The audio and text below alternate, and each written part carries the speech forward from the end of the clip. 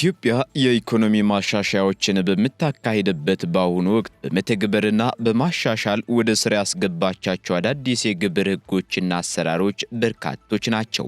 እነዚህ ለውጦች በተለይም የህብረተሰቡ ገቢ ሳይጨምር በተመሳሳይ ጊዜ የተለያዩ የግብርና የቀረጥ አይነቶችን መደራረብ በዜጎች ላይ ከፍተኛ የኢኮኖሚ ጫና ሊፈጥር እንደሚችልና እየፈጠሩም እንደሆነም በተደጋጋሚ ይነሳል። በመሆኑም በቅርብ ጊዜ ተግባራዊ ከተደረጉት የግብርና የቀረጥ ህጎች መካከል የጣራና ግድግዳ ግብር ጭማሪ፣ የንብረት ግብር መመሪያ መውጣት፣ በሊዝ በተያዘ መሬት ላይ ለንግድ አገልግሎት ለሚውሉ ቤቶች የ30% ግብር ተመኖች፣ በባንኮች የሚቀመጥ ገንዘብ ላይ ከፍ ያለ የወለድ ግብርና በእያንዳንዱ የዲጂታል ገንዘብ ማስተላለፍ አገልግሎት ላይ የተጨማሪ እሴት ታክስ ወይም ቫት ክፍያ ይገኙበታል። እነዚህ ህጎች የመንግስትን ገቢ ለመጨመርና የኢኮኖሚውን መዋቅር ለማጠናከር ያለሙ ቢሆኑም በተግባር ግን በበርካታ ምክንያቶች የህብረተሰቡን የኑሮ ጫና ሊያባብሱ እንደሚችሉ የዘርፉ ባለሙያዎች ይናገራሉ። ውድ የገበያ ሚዲያ የልዩ ጥንቅር ተከታታዮቻችን፣ ለመሆኑ ገቢ ሳይጨምር አዳዲስ የግብር አይነቶችን በአንድ ጊዜ ደራርቦ መጣል በህብረተሰቡ ዘንድ የሚፈጥረው ጫና እንዴት ይታያል? ይህንን ጫና ለመቀነስስ መንግስት ምን አይነት የግብርና የቀረጥ የሪፎርም አቅጣጫ መከተል ይኖርበታል? እስካሁን ያስቀመጣቸው አቅጣጫዎችስ ተግባራዊነታቸው ምን ያክል ተፈጻሚ ሆነዋል? የሚሉት ጉዳዮች የዛሬው የልዩ ጥንቅር ማጠንጠኛዎቻችን ናቸው። እናንተም ታዲያ በመናነሳቸውና በመናጋራችሁ መረጃዎቻችን ላይ ሐሳብ፣ አስተያየት እንዲሁም መልእክትና ጥቆማ ካላችሁ በኮሜንት ሴክሽን እንድታደርሱን እያልን ወደ ዛሬው ልዩ ጥንቅር እንሸጋግራለን።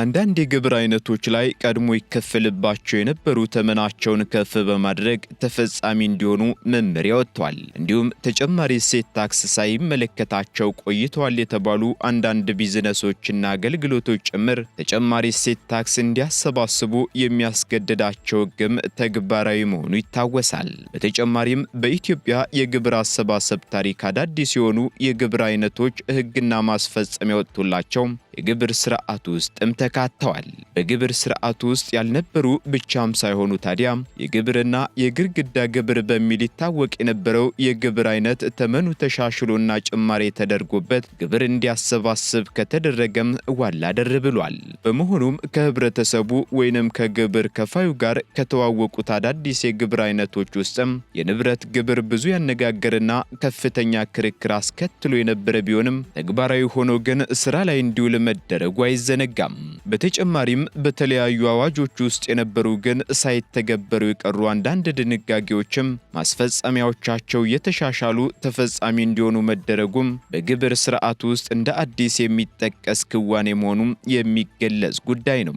ከዚህ አንጻር በቅርቡ የብዙዎች መነጋገሪያ የነበረውን በሊዝ በተያዘ መሬት ላይ ለንግድም ሆነ ለሌላ ቢዝነስ ነክ ለሆነ አገልግሎት የሚውል ቤት ካለም ይዞታው ጥምር ካርታ ሊወጣለት እንደሚገባ የሚደነግገው ህግ በምሳሌነት መጠቀስ ይችላል። ይህ ድንጋጌ ታዲያ ህጋዊ መሰረት ያለው ቢሆንም ከዚህ ቀደም ሲሰራበት ስላልነበረ ወይንም በተገቢ መንገድ ባለመታወቁም አሁን ይተግበር ሲባል ብዙዎችን ብዥታ ውስጥ ስለመክተቱ በገበያ ሚዲያ በልዩ ጥንቅር ፕሮግራማችን ወደ እናንተ ማድረሳችን አይዘነጋም። በዚህም በይዞታው ላይ አነስተኛ የንግድ አገልግሎት ሰርተው ሲነግዱ ወይንም አከራይተው ሲጠቀሙ የነበሩ ነዋሪዎች ከዚህ ቀደም መኖሪያ ቤቶችን ለንግድ ስራ የሚጠቀሙበት ከሆነ የካፒታላቸውን ይዘት መቀየር እንዳለባቸው ጥያቄ ቀርቦላቸው ወይንም ተጠይቀው የማያውቁት እንደሚበዙና በመኖሪያ ቤታቸው ላይ ከነገዱ ካርታ መቀየር ግድ መሆኑን የተረዱት ዘግይተው መሆኑን በወቅቱ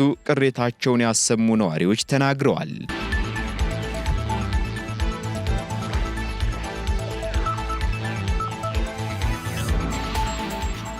በሌላ በኩል ህጉን እያወቁ ያልተገበሩ ስለመኖራቸው ደግሞ አዲስ አበባ ከተማ አስተዳደር መሬትና ልማት አስተዳደር ቢሮ አስታውቋል። ታዲያ ይህ ለብዙዎች እንግዳ ሆኖ የመጣው ድንጋጌ መተግበር ሲጀምር ይዞት የመጣው ቅጣት ያልተጠበቀ እንደነበርና ከፍተኛ ቅጣት እንደነበርም ተነግሯል። ለአብነት ያክልም በከተማዋ የመኖሪያ ቤቶቻቸውን ለንግድ ስራ አውለዋል የተባሉ በርካታ ነዋሪዎች በ3 ቀናት ገደብ ውስጥ ብቻ እስከ 45,000 ብር ቅጣት እንዲከፍሉ ማስጠንቀቂያ እንደተሰጣቸው መነገሩ ይታወሳል። በተጨማሪም ነዋሪዎቹ የመኖሪያ ቤቶቻቸውን ለሌላ አገልግሎት ለማዋል የሚያስችላቸውን የሊዝ ውል ለውጥ ለማድረግ ከ100 ሺዎች እስከ ሚሊዮን ብር የሚቆጠር ክፍያ መጠየቃቸውንም አክለው ገልጸዋል። በመዲናይቱ በሚገኙ በአቃቂ ቃሊቲ፣ በለሚ ኩራም፣ በንፋስ ስልክ ላፍቶና በጉለሌ ክፍለ ከተሞችና በሌሎችም የሚኖሩ ነዋሪዎች የማስጠንቀቂያ ደብዳቤዎች እንደደረሷቸው በወቅቱ ኢትዮጵያ ኢንሳይደር አስነብቦ ነበር። ይህ የማስጠንቀቂያ ደብዳቤም ታዲያም ነዋሪዎቹ መሬት የወሰዱት ለመኖሪያ አገልግሎት ለማዋል እንደሆነም ይጠቅሳል። ታዲያ ነዋሪዎቹ በገቡት የሊዝ ውል መሰረት ለተፈቀደላቸው አገልግሎቶች ብቻ እየተጠቀሙ አለመሆኑን በመስክ ክትትል ማረጋገጥ መቻሉንም የደረሳቸው ደብዳቤ ያትታል።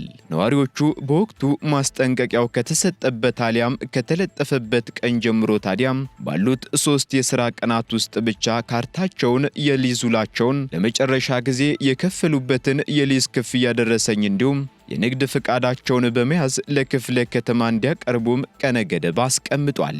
በዚህም የተሰጠው ደብዳቤ በተቀመጠው የጊዜ ገደብ ውስጥ ለክፍለ ከተሞች መሬት ልማትና አስተዳደር ቅርንጫፍ ጽሕፈት ቤት መረጃዎችን አቅርበው ማስተካከያ ወይንም የአገልግሎት ለውጥ ማድረግ እንዳለባቸውም ያሳስባል።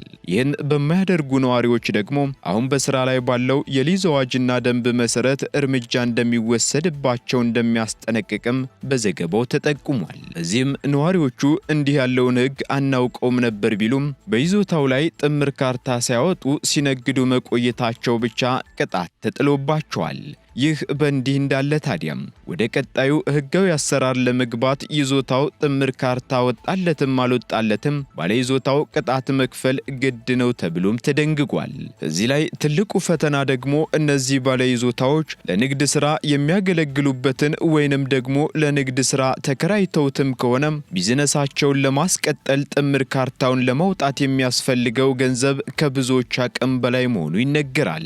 በተጨማሪም በተወሰነ ጊዜ ልዩነት ውስጥ ዋጋ ጨምሮ የወጣውን የጣሪያና ግድግዳ ተመን ከዚያም የንብረት ግብር እንደገናም በሊዝ የተያዘ መሬት ጥምር ካርታ ሳይወጣለት ነግዳችሁበታል ተብሎ የተጣለው ቅጣት ከዚያም ቢዝነሱን ለማስቀጠል ደግሞ የአካባቢውን የሊዝ ዋጋ 30 በመቶ መክፈል ግዴታ ሆኖ መምጣት ሲደማመር የህብረተሰቡ የኑሮ ጫና አሁን ካለው የኑሮ ውድነት ጋር ተዳምሮ ለከፍተኛ ተግዳሮት እንደሚዳረጉ መገመት አያዳግትም።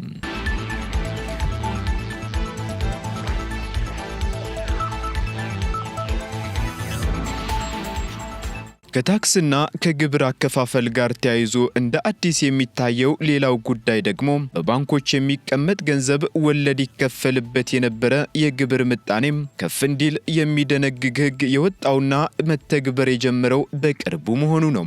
ይህ ከመሆኑ 1 ዓመት በፊት ደግሞ በእያንዳንዱ የዲጂታል ገንዘብ ማስተላለፍ አገልግሎት ላይ ከሚከፈለው የአገልግሎት ክፍያም የተጨማሪ እሴት ታክስ እንዲከፈል በሕግ መወሰኑ የሚዘነጋ ጉዳይ አይደለም። በሌላ በኩል ከታክስ ነፃ የሆኑ ተቋማት ለማዘጋጃ ቤት አገልግሎት መዋጮ እንዲከፍሉ ሊገደዱ መሆኑን ሰሞኑን ተሰምቷል። የክልል መንግስታት ተግባራዊ እንዲያደርጉት የተዘጋጀው አዲሱ የንብረት ታክስ አዋጅም በሕግ ከታክስ ነፃ የተደረጉ ንብረቶችና ተቋማት ለማዘጋጃ ቤት አገልግሎቶች ማካካሻ የሚሆን በታክስ ምትክ የሚደረግ መዋጮ እንዲከፍሉ የሚያስገድድ ድንጋጌ ይፋ ሆኗል። ይህ ውሳኔ ታዲያ በከተሞች ውስጥ የሚከናወኑ የልማት ስራዎች ፍትሃዊ በሆነ መንገድ በሁሉም ተጠቃሚዎች እንዲደገፉ ለማድረግ ያለመ ነው የተባለም ሲሆን በዚህ አዋጅ የተወሰኑ የህብረተሰብ ክፍሎችና ተቋማት ቀጥተኛ የንብረት ታክስ ነፃ እንዲሆኑም ተደንግጓል። ሆኖም እነዚህ ተቋማት የሚገኙባቸው አካባቢዎች በከተማ አስተዳደሩ የሚከናወኑ እንደ መንገድ ጥገና፣ የፍሳሽ ማስወገጃ፣ የጎዳና መብራት፣ የጽዳትና የደህንነት አገልግሎቶች ተጠቃሚ በመሆናቸው ለእነዚህ አገልግሎቶች ማካካሻ የሚሆን መዋጮ እንዲከፍሉ መደንገጉን የገንዘብ ሚኒስቴር ማብራሪያ ሰጥቷል። በዚህም እንደ ሚኒስቴር መስሪያ ቤቱ ማብራሪያ ከሆነም የሃይማኖት ተቋማት ለአምልኮና ለመካነ መቃብር የሚጠቀሙባቸው ንብረቶች ለህብረተሰቡ ነፃ ማህበራዊ አገልግሎት የሚሰጡ የበጎ አድራጎት ድርጅቶች እንዲሁም የመንግስት ቢሮዎችና ዲፕሎማቲክ ተቋማት የሚጠቀሙባቸው ንብረቶች ከታክስ ነፃ ቢሆኑም እንደየአካባቢያቸው ነባራዊ ሁኔታ ታዲያ በታክስ ምትክ የሚደረግ መዋጮ ሊጠየቁ እንደሚችሉም ተገልጿል። ታዲያ ይህን ጨምሮ በአጠቃላይ ከተለያዩ አቅጣጫዎች እንደ አዲስ የወጡና ማሻሻያ ተደርጎባቸው ተግባራዊ እንዲሆኑ ውሳኔ የተላለፈባቸው ተደራራቢ የቀረጥና የሕግ ክዋኔዎች ህብረተሰቡን ተጨማሪ ወጪ የሚጠይቁ ግዴታዎችና የብዙዎችን አቅም የሚፈትኑ ስለመሆናቸው የሚናገሩትም አያሌ ናቸው። ከሁሉም በላይ ደግሞ እነዚህ የክፍያ ግዴታዎች በላዩ እየተደራረቡ መቀጠላቸውና መቆሚያ የሌላቸው የሆነ መምጣታቸው እጅግ አሳሳቢ ያደርገዋል እየተባለም ይገኛል።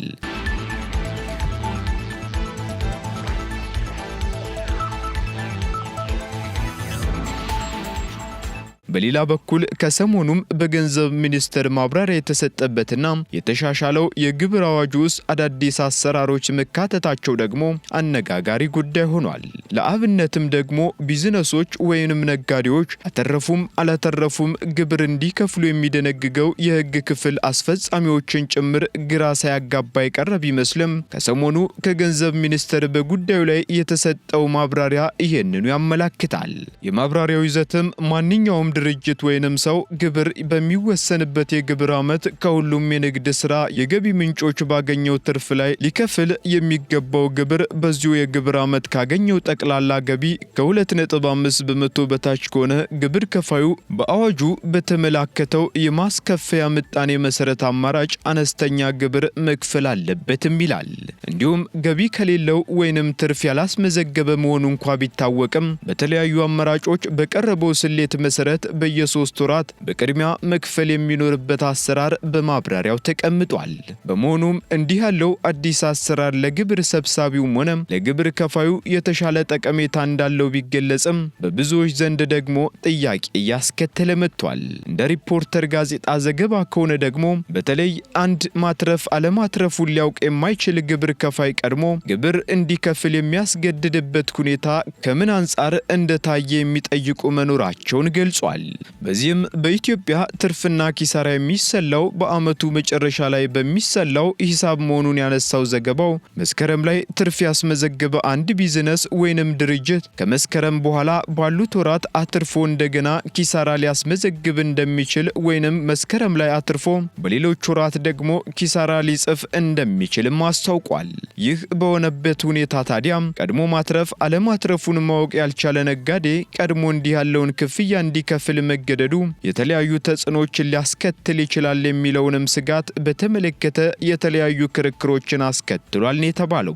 ምክንያቱም ደግሞ በመጀመሪያዎቹ ወራት ኪሳራ ያጋጠመው ከሆነ ይህንን ኪሳራ ለማጥፋት ተጨማሪ ወጪ ሊጠይቅ ስለመሆኑ የተገለጸ ሲሆን በዚህ መካከል አተረፍክም አላተረፍክም ታዲያ ይህንን ክፍያ መፈጸም ግድ ነው ሲባል ስራውን ማስተጓጎል አይሆንም ወይ የሚል ጥያቄም እንደሚያጭር ተመላክቷል።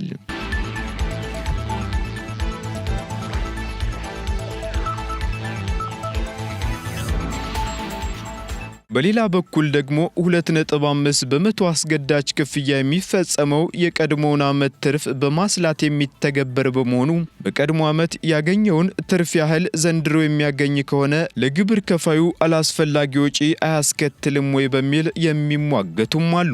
ይህ በእንዲህ እንዳለ ታዲያ ግብር የመክፈል ግዴታ ጥያቄ ውስጥ ሊገባ የማይገባው የመሆኑን ያህል ግብር የሚከፈልበት መንገድ ወይንም ከቅርብ ጊዜ ወዲህ እንደሚስተዋለው የተለያዩ የግብር አይነቶችን ወደ ስርዓቱ በማስገባት ነባር ድንጋጌዎችም ሲሻሻሉ የክፍያ መጠናቸው ተጨምሮ ሲመጣና ይህም በላይ ሲታከል ይህንን መሸከም የሚችል አቅም ስለመኖሩ ማረጋገጥ እንደሚያስፈልግም የዘርፉ ባለሙያዎች ይናገራሉ። ባለሙያዎቹ አክለውም ከሁሉም በላይ ግን ተሻሽለው የመጡ ያሉ ድንጋጌዎችና ማሻሻያ ተደርጎባቸው እየተተገበሩ ያሉ አሰራሮች ተገልጋዩ ላይ ብዥታ እንዳይፈጠር የዝግጅት ጊዜ መስጠትና አሰራሩ ምን ያህል ጠቀሜታ እንዳለው በአግባቡ ግንዛቤ ማስጨበጥ እንደሚያስፈልግም ያነሳሉ። በሌላ በኩል እንደ ሸማቹ ስጋት የሚሆነው ደግሞ ተደራራቢ የግብር አይነቶች ስራ ላይ መዋል ጫና ፈጠረብን የሚሉ ግብር ከፋዮች ይህንን ሸክም ለማቅለል የመጨረሻ ምርጫቸው አገልግሎቶቻቸው ላይ ዋጋ መጨመር ስለሚሆን ይህ እንዳይሆን የመቆጣጠር ኃላፊነቱ አሁንም መንግስት ላይ እንደሚወድቅ ግልጽ ጉዳይ መሆኑ አያጠያይቅም። በመሆኑም የመንግስት ድንጋጌዎች ሚዛኑን የጠበቀ እንዲሆን የሚጠይቅ ሲሆን የግብር ከፋዩንም ድምፅ መስማት ዘላቂ ገቢን ለማስፈን ማስፈን ትልቅ ጥቅም በመሆኑ በቀረጥና በታክስ ጉዳዩ ዙሪያ የሚተላለፉ ውሳኔዎች ግልጽ ሆነው ሊቀርቡም ይገባል። ውድ የገበያ ሚዲያ የልዩ ጥንቅር ተከታታዮቻችን ገቢ ሳይጨምር አዳዲስ የግብር አይነቶችን በአንድ ጊዜ ደራርቦ መጣል በህብረተሰቡ ዘንድ የሚፈጥረው ጫና እንዴት ይታያል የሚሉትን ጉዳዮች በሰፊው ስናጋራችሁ ቆይታ አደረግን። መንግስትስ ታዲያ ምን አይነት የግብርና የቀረጥ የሪፎርም አቅጣጫ መከተል ይኖርበታል? እስካሁን ያስቀመጣቸው አቅጣጫዎችስ ተግባራዊነታቸው ምን ያክል ተፈጻሚ ሆነዋል? የሚሉትን ጉዳዮች በማጋራት የዛሬውን የልዩ ጥንቅር በዚሁ ቋጨን። በሌላ ርዕስ በሌላ ቀን እስከምንገናኝ ቸሩን ሁሉ ተመኘንላችሁ።